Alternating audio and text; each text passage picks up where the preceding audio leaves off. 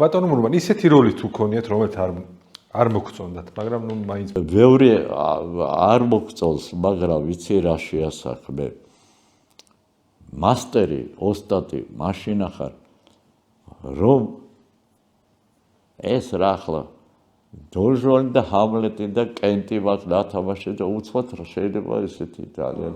ხო, სად ისა და მაგრამ იქ შენ თუ ახლა შენ რო გეშინოდა იმ როლის ის რო არ გააკეთო ამ სახლის ველუმრად ძალიან მეშინდა. მაშინ როგორ გამოვაჩინო მე რომ ეს ინტელიგენტი კაცი, ვისაც მე ვთამაშობ, რომელიც ექიმია თუ რაღაცა არის, რა ბოროტია. ხულა ამოხსნა ეს რაღაც. ამიტომ მე მივდივარ სათქმელზე. აი როგორ შეიძლება იყოს ინტელიგენტი კაცი ბოროტი. და არ უნდა იყოს ინტელიგენტი კაცი, მწერალი კაცი, ექიმი კაცი და ყველა პროფესიის ადამიანი ბოროტი.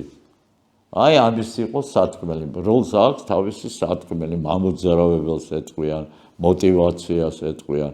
მე ისე არ გამოვალ. ერთ ლექს არ ვკითხულობ. აი ახლა თქვენ ხო ნახეთ რამდენი ლექსი იყო. ამის უკან მე არ მქონდეს რატო ვამბობ ამას.